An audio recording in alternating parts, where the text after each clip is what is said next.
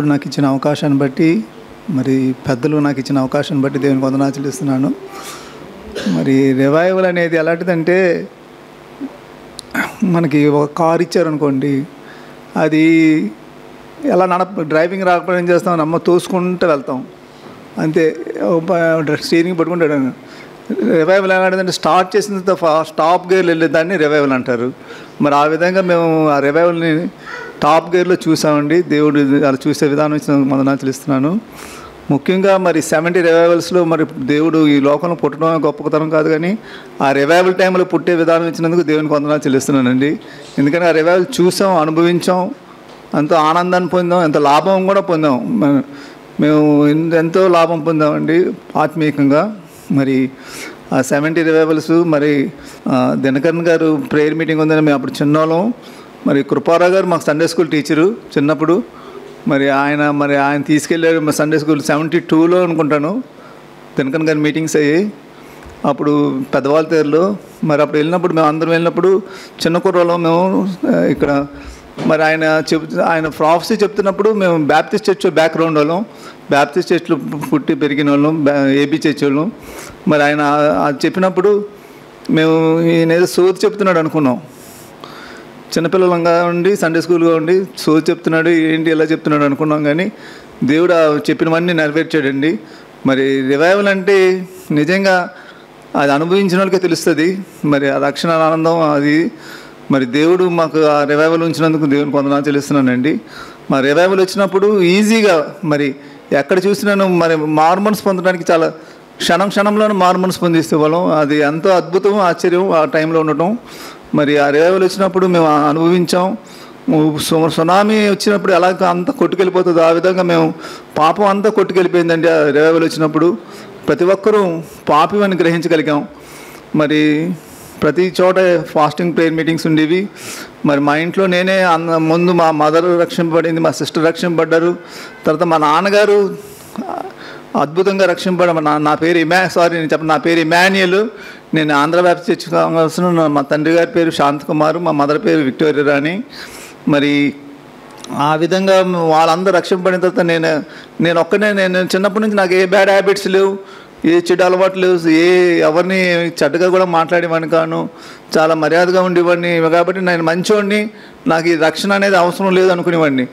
నాకు ఎందుకు అవసరం, వాళ్ళందరూ బోర్న్ అగైన్ అంటున్నారు, మళ్ళీ ఇంకా రక్షణ పడడం వల్ల ఏంటి ప్రయోజనం, దీనికి అసలు ఏంటి, నేను ఇంకా ఎంతకన్నా మంచిగా ఉంటున్నాను కదా, నాకు అసలు అవసరం లేదనుకునేవాడిని. కానీ మరి కృపారావు గారు వీళ్ళందరూ బోర్న్ అగైన్, నువ్వు రక్షింపడాలి బాబు అని చెప్పినప్పుడు నేను అసలు పెద్ద పట్టించుకునేవాడిని కాను, మంచిగా ఉంటే చాలు, మరి ఇంక ఇది ఏం అవసరం లేదు అనుకునేవాడిని. కానీ అందరూ రక్షింపబడ్డారు. మా ఇంట్లో నేను ఒక్కడే ఉండిపోయాను, మంచిగా ఉంటున్నాను. కానీ ఒకరోజు ఫాస్టింగ్ ప్రేయర్ మీటింగ్స్ అని సుదర్శన్ గారి ఇంట్లో ఫాస్టింగ్ ప్రేయర్ మీటింగ్స్ అయ్యండి. మరి ఇంకా దీనికంటే ముందు చెప్పాలంటే మేము అప్పర్ రూమ్ కూడా అటాచ్ అయ్యాము. మరి ఎల్ఎంఎం చర్చిలో పూర్ణచంద్ర గారు అని పాస్టర్ గారు ఉండేవారండి. ఆయన ప్రతి శుక్రవారం ప్రేయర్ మీటింగ్స్ పెట్టేవారు. అది ఎల్ఎంఎం చర్చ్ కానీ సిఎస్ఐ బ్యాక్గ్రౌండే కానీ అతను మంచి ఉద్యోగంతో ఉండేవాడు. ఆయన సువార్తకు ప్రతి శనివారం సువార్త చేసేవాడు. మరి తెల్లని అంగి వేసుకొని రోడ్డు మీద ఆయన వెళ్తుండు, రమ్ముని తరుణం ఇదే పిలుచుచున్నాడు అనే పాట పాడుకుంటూ చేసేవాడు అండి. ఆయన వెనకాతలు మేము అందరం వెళ్ళేవాళ్ళం. కృపారావు గారు వీళ్ళందరూ మమ్మల్ని నడిపించేవారు, జగ్గారావు గారు. మరి ఇవన్నీ వెళ్ళినప్పుడు మేము ఎంతో సంతోషపడేవాళ్ళం. అక్కడ చర్చి బ్యాప్టిస్ట్ వాళ్ళని, సిఎస్ఐ వాళ్ళని, లోదరన్స్ అని ఉండేవారు కాదు, అందరం వెళ్ళేవాళ్ళం అండి. మరి ఆ విధంగా ఆయన మమ్మల్ని ముందుకు నడిపించాడు. దాని తర్వాత కృపారావు గారు మమ్మల్ని నడిపించారు. ప్రతి మీటింగ్కి రమ్మనివ్వరు, మేము దాన్ని చాలా అవాయిడ్ చేస్తూ ఉండేవాళ్ళం, రాకుండా ఉండేవాళ్ళం. కానీ ఒకరోజు సుదర్శన గారు కానీ వారి ఇంట్లో ఫాస్టింగ్ ప్రేయర్ మీటింగ్స్ 3 days అయినప్పుడు 1979లో మరి నేను మా ఫ్రెండ్స్తో కలిసి వెళ్ళినప్పుడు అక్కడ చెప్పారు, బాబు నీ గమ్యం ఏంటి, నువ్వేంటి, దేనికి వచ్చావు అన్నప్పుడు నేనేం గమ్యం ఏం లేదండి, మామూలుగా వచ్చానని చెప్పినప్పుడు నేనేం పట్టించుకోలే. ఆయన వాక్యం చెప్తున్నప్పుడు విన్నాను, చేశాను. కానీ అద్భుత రీతిగా రివైవల్లో మరి దేవుడు ఆత్మశక్తి నన్ను దహించడమే కాకుండా నేను పాపిని ఒప్పింపజేసింది భయంకరంగా. మరి ఆ టైంలో కన్నీరు కార్చుకుంటూ నా పాపాలను ఒప్పుకొని అప్పుడు మా నాన్నగారి దగ్గరికి వెళ్ళి, నాన్న క్షమించండి, నేను ఇంతవరకు దేవుని దగ్గర రాలేకపోయాను, నన్ను అన్యాయంగా ఉండిపోయాను అనేసి మరి దేవుడి దగ్గర పాపాలన్నీ ఒప్పుకున్నాను. నాకు ప్రతి పాపాన్ని నేను పాపిని గ్రహించగలిగేటే అది మారు మనసు గ్రహించగలిగానండి. మరి ఆ విధంగా నేను పాపిని గ్రహించాను. అంత మాత్రమే కాదు, అవన్నీ ఒప్పుకొని విడుదల పొందిన ఆనందం కలిగిందండి. మరి అప్పటి నుంచి మరి అప్పర్ రూమ్కి మేము అటాచ్ అయ్యాం. అప్పర్ రూమ్లో మరి మేము ఎంతో మేలు పొందాం. మరి ఆ మేలులు వర్ణించలేము, ఎందుకనగా అవి చెప్పాలంటే సరిపోవు, చాలా చాలా టైం పడుతుంది. మరి దేవుడు అద్భుత రీతిగా మా ఇంట్లో అందరూ రక్షింపబడ్డామండి. అదేవిధంగా అప్పుడు ఎలా ఉండేవాళ్ళం అంటే నిప్పులో ఉన్నట్లు నిప్పులాగా మండుతూ ఉండేవాళ్ళం. మరి ఏ విధంగా ఉన్నారంటే అసలు పాపానికి చాలా దూరంగా ఉండేవాళ్ళం. మరి నేను యవనస్తుడిగా ఉండేవాడిని. ప్రతి విషయంలో మన ఫ్రెండ్స్ అందరూ, మా చుట్టుపక్కల అందరూ నిజంగా ఒక మాదిరికరంగా జీవిస్తూ ఉండేవాళ్ళం ప్రతి ఒక్కరు. మరి ఎవరైనా అడిగారంటే మీరు అప్పర్ రూమ్ అని అడిగేవారు. మీరు ఇంత ఇదిగా కరెక్ట్గా ఉన్నారంటే అప్పర్ రూమ్ అనమాట. ఆ విధంగా మేము మండుతూ ఉండేవాళ్ళం. అంత మాత్రమే కాదు, మరి ఉద్యోగం విషయంలో కూడా లంచాలు ఇవ్వకూడదు, మరి ఇవన్నీ చేయకూడదని ఉండేవాళ్ళం. లాస్ట్కి ఒకసారి నాకు ఇంటర్వ్యూలో ఒకరు వచ్చి నాకు అడిగారు, బాబు నీకు అంతా రెడీగా ఉన్నది ఉద్యోగం, నువ్వు ఒక పని చేయి, ఒక 3,000 ఇస్తే నీకు ఉద్యోగం రెడీ, స్టీల్ ప్లాంట్లో ఉద్యోగం అండి. స్టీల్ ప్లాంట్ 3,000 ఇమ్మన్నప్పుడు నేను అప్పుడు మేము ఇవ్వలేదు. ఇవ్వకపోతే అసలు ఏమంటే సరే ఉద్యోగం ఇప్పిస్తాం. ఉద్యోగం వచ్చిన తర్వాత నెల నెల వచ్చిన జీతంలో 300 చొప్పున 10 ఇన్స్టాల్మెంట్స్ ఇమ్మన్నాడు. అయినా మేము ఒప్పుకోలేదండి. అయినా ఒప్పుకోకుండా అంత నిజంగా నిజాయితీగా నిక్కచ్చిగా ఉండేవాళ్ళం. నిజంగా మండుతూ ఉండేవాళ్ళం. ఆ మండుతూ ఉండేవాళ్ళు ఏం మాకు తెలిసేది కాదు. మరి ఆ విధంగా మరి నిజాయితీగా నిక్కచ్చిగా ఉండేవాళ్ళం అండి. మరి ప్రతి విషయంలో ఉండేవాళ్ళం. అంత మాత్రమే కాదు, మరి అప్పర్ రూమ్లో నేను లాస్ట్ వ్యాన్ డ్రైవర్ కింద కూడా ఉండేవాడిని. వ్యాన్ సంగతి చెప్పాలంటే మీకు అందరికీ ఆశ్చర్యం వేస్తూ ఉంటుంది. ఆ వ్యాన్ తోస్తే కానీ స్టార్ట్ అవ్వదు. ప్లస్ అసలు గేర్ వేయాలంటే ఒక 2 చేతులతో పెట్టి గేర్ వేయాలి. ప్లస్ స్టీరింగ్ తిరగడం, ఒకసారి స్టీరింగ్ లెఫ్ట్కి వెళ్ళిపోతూ ఉండేది. మరి నాకు తెలిసి ఫస్ట్ డేవిడ్ రాజు గారు ఉండేవారు ఆ డ్రైవర్గా, తర్వాత ప్రభాకర్ రావు గారు, తర్వాత శ్యామ్ బ్రదరు. ఆ వెహికల్ మా ఇంటి దగ్గర ఉండేదండి. మరి దేవుడు అద్భుత రీతిగా మరి వెహికల్ నేను నేర్చుకోగలిగాను. లాస్ట్లో దానికి నేను డ్రైవర్గా కూడా పనిచేశాను చాలా కాలం. అది నేను అన్నీ చూసుకుంటూ ఉండేవాడిని. మరి ఆ విధంగా మరి మేము ఎంతో మేలు పొందాం. ఆ మేలు పొందడమే కాకుండా మేలుని ఇతరులకు చూపించగలిగాం. మమ్మల్ని చూసిన వాళ్ళందరూ వీళ్ళు మెంటలు ఎక్కిపోయింది, వీళ్ళకి పిచ్చెక్కిపోయింది అనుకునేవారు. ఎందుకంటే ఏంటి వీళ్ళు చేస్తున్న పనులేంటి అనుకున్నాం. సువార్త ప్రతి శనివారం మధ్యాహ్నం బయలుదేరిపోయేవాళ్ళం అండి. అంత మాత్రమే కాదు, శనివారం ఆదివారం సువార్తకి ప్రతి విలేజెస్కి వెళ్ళేవాళ్ళం. అంత మాత్రమే కాదు, మరి క్రిస్మస్, న్యూ ఇయర్, మరి గుడ్ ఫ్రైడే వచ్చినప్పుడు మరి విలేజెస్కి వెళ్ళేవాళ్ళం. ఎప్పుడు ఏ రోజు కూడా మేము ఇక్కడ నుండి లోకల్గా ఉండి క్రిస్మస్ పండుగలు చేసుకోలేదండి. విలేజెస్లో సువార్త ప్రకటిస్తూ చేసుకునేవాళ్ళం. ఆ విధంగా చేస్తూ ఉన్నప్పుడు మరి దేవుడు అద్భుత రీతిగా మాకు ఎన్నెన్నో మేలులు చేశాడు, అన్ని విషయంలో సహాయం చేశాడు. నేను ప్రస్తుతం ఇది సిటీ బ్యాత్ని చేసి 11 కేర్ మినిస్ట్రీస్లో ఉన్నానండి.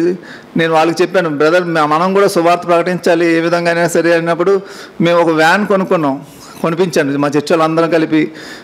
ప్రతి శనివారం సువార్తకు వెళ్ళేవాళ్ళం.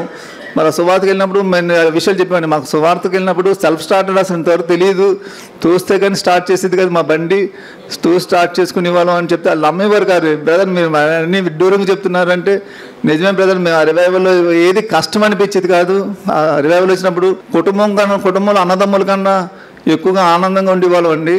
మరి జోసామెల్ అంటే మా సొంత చిన్నాయనలాగా ఉండేవాడు. మా నాన్నగారు తమ్ముడు సుకుమార్ పట్నాయక్ గారు అంటే మా నాన్నగారు సొంత తమ్ముళ్ళలా ఉండేవారు.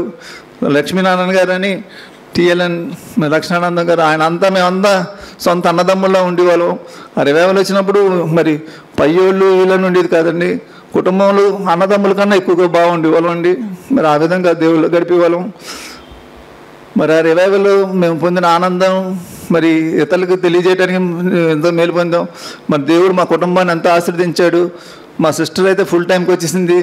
మరి మా టైంలో నిజంగా ఫుల్ టైంకి రానాలో నేను రత్నకుమార్ అనుకుంటాం. ఆ టైంలో సువార్తకు వచ్చిన వాళ్ళందరూ ఆ ఫుల్ టైంకి వచ్చేసారండి. మరి దేవుడు ఫుల్ టైంకి రాకపోయినా దేవుడు చర్చిలో ఏదో విధంగా మరి సువార్త ప్రకటించే విషయంలో కానీ చర్చి విషయంలో సపోర్ట్ చేయడంలో కానీ మేము నిలబడగలుగుతున్నామండి. దేవుడు మా జీవితంలో రివైవల్లో మేము పొందిన మేలులు మరి మా పిల్లలకి చెప్పగలుగుతున్నాను. మా పిల్లలకి నేను చెప్పాను, ఇలా రివైవల్ ఎలా ఉండేది అంటే మా దేవుని కృపను బట్టి మా పిల్లలిద్దరూ కూడా వాళ్ళంతటా వాళ్ళు వచ్చి మా డాడీ మేము బ్యాప్తిజం తీసుకుంటాం, మేము హార్మోన్స్ బ్యాప్తిజం తీసుకుంటాం అన్నారు. ఆ విధంగా పిల్లలందరూ దేవుళ్ళకి వచ్చినందుకు దేవునికి వందనాలు చెల్లిస్తున్నానండి. మరి ముఖ్యంగా ఆ 70 రివైవల్ అనుభవించిన వాళ్ళకి రుచి చూస్తేనే తెలుస్తుంది, రుచి చూసి ఎరిగి తిని యెహోవా ఉత్తముడని ప్రభు అని. ఆ విధంగా మేము ఆ రివైవల్ని రుచి చూసాం, ఆనందించాం, అనుభవించాం. నేను రత్న కుమార్ మార్నింగ్ ప్రేయర్స్ ప్రతిరోజు కలిసి ఇవ్వాలండి 2 years బ్యాక్. మరి అప్పుడు ప్రతి దినము దాని గురించి డిస్కస్ చేసుకునే వాళ్ళం. నిజంగా ఎంత మేలులు పొందో ఆ మేలులు అనుభవించిన వాళ్ళకి తెలుస్తుంది. అది చెప్పినా కొంతమందికి అర్థమవుదు. అది ఏంటంటే అది చెప్తే నమ్మేవారు కూడా కాదు మా చర్చ్ వాళ్ళు. ఇలా ఏమీ లేదు, మరి సువార్తకి వెళ్ళేవాళ్ళం. సువార్తలు చర్చిలో పడుకుంటే పైన ఆకాశంలో నక్షత్రాల చంద్రుడు అన్నీ కనబడేవి, టాపే ఉండేది కదా చర్చికి. ఆ విధంగా ప్రతి విలేజెస్కి వెళ్ళి సువార్త ప్రకటించేవాళ్ళం. సువార్త మరి సువార్త లేకపోతే మరి ఉండేది కాదని ప్రతి శనివారం. మరి మా కృపారావు గారు ఎలాగంటే మా నాయనమ్మ గారు 89-90 సంవత్సరాలు, ఆమెను కూడా సువార్త పట్టుకెళ్ళేవాడు, ఆవిడని కూడా తీసుకెళ్ళేవాడు. ప్రతి ఒక్కరిని సువార్త ప్రకటించకపోతే నాకు శ్రమ అన్నట్లుగా ప్రతి శనివారం సువార్తకి వెళ్ళేవాళ్ళం అండి. ఆ విధంగా దేవుడు ఆ రివైవల్ ద్వారా మాకు ఎంతో మేలు చేశాడు. ఆ మనసు మళ్ళా అటువంటి రివైవల్ రావాలని కోరుకుంటూ మరి ఎంతో మరి ఆ రివైవల్ వచ్చినప్పుడు మరి ఎక్కడ చూసినా youth meetings, Sunday school meetings, ladies retreats ఇవన్నీ జరిగేవండి. దేవుడు అద్భుత రీతిగా వాటన్నిటిని మరి అక్కడ అనేక మంది మార్మన్స్ పొందాడు, అనేక మంది దేవుళ్ళు ఆ టైంలో బోర్న్ అగైన్ రక్షింపడ్డావనే మాటలు విపరీతంగా వినపడతా ఉండేవండి. అనేక మంది మేలు పొందారు, యవనస్తులు మేలు పొందారు. మరి ఆ యవనస్తులు నేను ఒకరిని ముఖ్యంగా నా జీవితంలో దేవుడు చేసిన మేలు, అద్భుతాలు, ఆశ్చర్యాలు, మా కుటుంబంలో ఎన్నెన్నో మేలు చేశాడు. వాటన్నిటి బట్టి దేవునికి వందనాలు చేస్తున్నానండి. మరి అటువంటి 70 రివైవల్ మళ్ళీ ఇంకోసారి రావాలని, అనేక మంది మేలు పొందాలని, మరి మేము ఒక్కరివే రక్షింపబడితే కాదు కానీ మా తోటివారు, మా బంధువులు, మా స్నేహితులు, మా హైందవ సోదరులు కూడా రక్షింపబడాలని ప్రతిదినము ప్రార్థన చేస్తామండి. మరి ప్రతి early morning prayer to 5:30 to 6:30 మేము మార్నింగ్ ప్రేయర్ చేసేవాళ్ళం. దాంట్లో ఏం లేదు, సువార్తకుల గురించి, ఎవరి గురించి కాదు, ఓన్లీ సువార్త గురించి ప్రార్థన చేసేవాళ్ళం అండి. ఆ విధంగా ప్రతి సంఘంలో ప్రార్థన చేయాలని కోరుకుంటూ మరి అటువంటి 70 రివైవల్ మళ్ళీ రావాలని, మళ్ళీ దాన్ని మనం కళ్ళ చూడాలని, ఆనందించాలని, అందులో పాలు పొందాలని కోరుకుంటూ ఈ చిన్న సాక్ష్యాన్ని ముగిస్తున్నానండి.